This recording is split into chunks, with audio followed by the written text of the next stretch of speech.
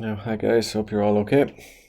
So Friday's class, I got you to watch a short video and answer some questions on the Easter Rising, guys. It's a key part of Irish history. Now, we're going to learn today, it was a complete and utter failure, complete failure, but we're going to touch on today and learn if it was such a failure, why are we learning about it? What is the impact it had on Ireland? So we look at the British reaction. So the British were caught by surprise by the Easter Rising. Remember, they were fighting in World War One at this stage, as were many Irish people. And the IRB, who were the guys responsible for the Easter Rising, had a catchphrase that England's difficulty, which is World War One, would be Ireland's opportunity. So it would be our chance to push for full independence. So if we look at the first point here, and we don't need to take this down to our copies all, guys. So the British were caught by surprise. However, there were 6,000 British troops, British soldiers in the city by Tuesday. So it started on the Monday, but in a day, the British had 6,000 British soldiers here. The Irish kind of made a mistake. They took over some of the key buildings in Dublin, but they didn't take over the ports or the train stations. So it was very easy for the British to get in troops. Then on Wednesday, a massive British gunship, and the name it's in red there, guys, so it is key, called the Helga, came up the Liffey right up to where O'Connell Street, O'Connell Bridge is today, and from O'Connell Bridge started firing from the gunship towards the GPO, which is in the middle of O'Connell Street.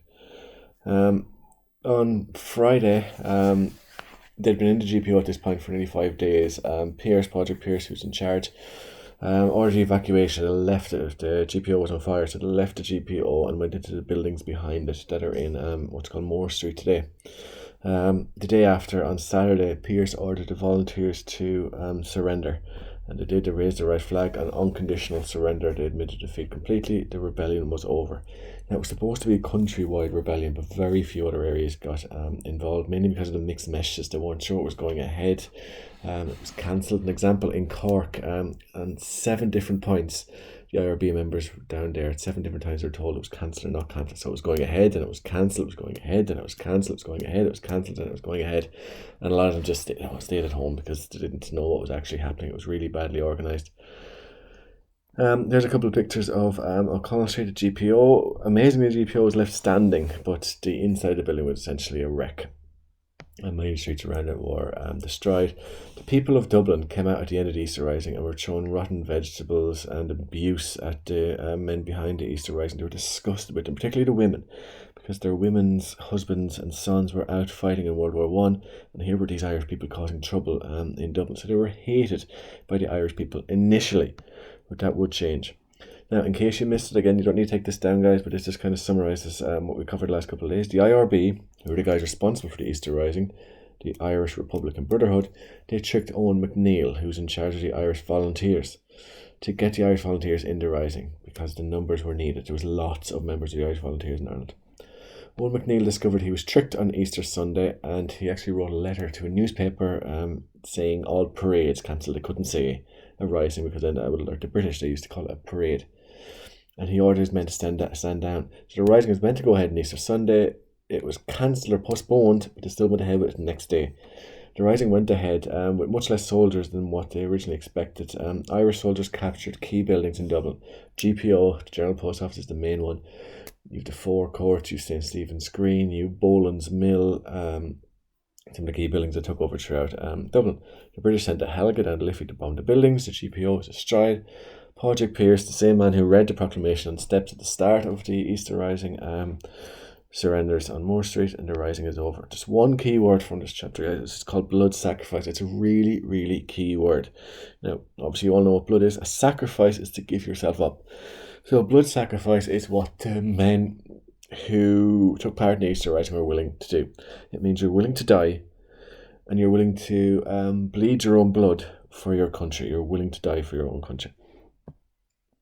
Okay, guys. So why the Rising failed? Now I might just take this down into your copies, guys, because it is key. It failed for 3 reasons. Okay.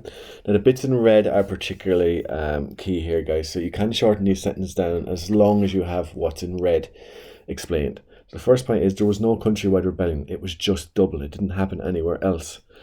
Number 2 was their tactic was to sit in buildings and wait for the British to attack them. Now we call that a sitting duck tactic, and it never works, because obviously it's so easy for the British to know exactly where the Irish are. They're in these buildings, and all they have to do is to attack those buildings.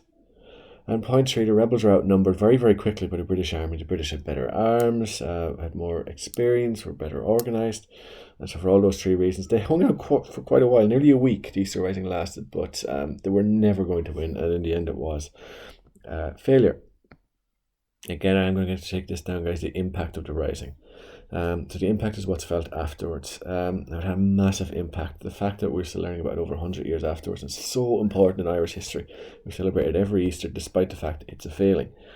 So 450 people died. Actually, most of them were civilians, so people that were not involved in the fighting whatsoever, who just happened to be in the wrong place at the wrong time.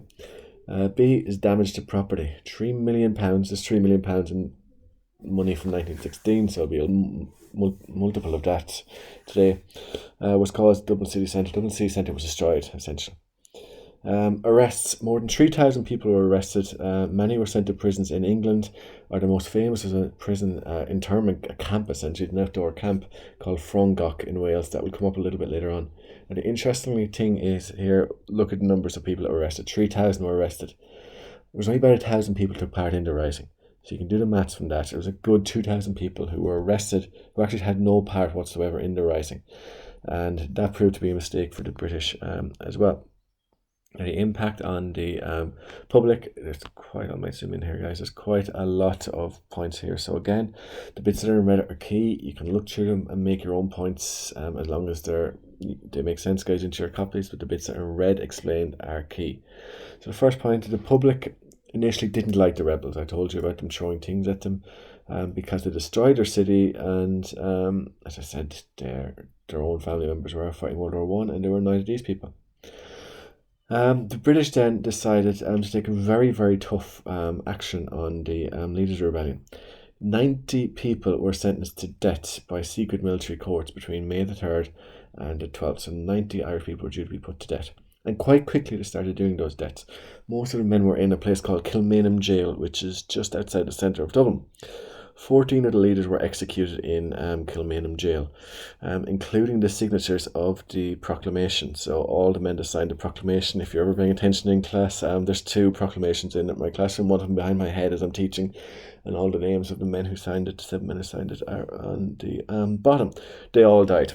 The one that probably stuck or grated Irish people the most was James Connolly. He was seriously wounded in the GPO, and to the point that he was in a wheelchair in agony.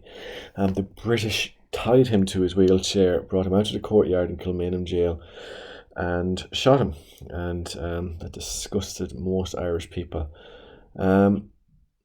Eventually, after they'd killed 14 people, the Irish reaction changed completely. So these men were hated initially by the Irish, but then they were turned into what's called martyrs. The Irish people started to love them because they were put to death for what they believed in. What happened then essentially was the British realised this is bad. We're getting a really bad reaction for this. So they stopped the executions, but it was too late. They had turned the whole Irish public completely against them for their actions here, and public sympathy, the sympathy for the executed men grew massively, and terrible overreaction by Britain. If they'd left them in jail, there would have been a lot less made of this. And the last point, guys, is the British reaction to this. So the British began to recognise that the public were getting very angry. 14 Irishmen had been executed. They stopped the execution. Remember, they were supposed to execute 90. They stopped after 14. The rest were sent to internment camps. Many actually were released within a year, but no more were sent to jail. A couple that were meant to be executed. So Countess Markievicz was a woman who was one of the leaders of the Rising. She would have been sentenced to death. The only thing that saved her was the fact she's a woman. And Eamon de Valera was another leader at this time. He was sentenced to death. The only thing that saved his life was he was an American citizen. He was born in America, and at this time Britain was trying to get America to fight in World War I, so they didn't execute an American citizen. Most Irish that were arrested were sent to prison camps. However, the damage of most people no longer wanted home rule. After the executions now, most Irish people felt that the only thing they want from Britain is full independence. Home rule is not enough at this point. The last point in red, guys, is key. Historians see this moment as a turning point in Irish history. So we'll leave it there, guys. If you can take the few points down that are in red into your notes copy for me, please. It's really important, guys, the Easter Rising, and that you get a bit of an understanding. Hopefully with today's class and the video from last week, you'll have an understanding anyway of it.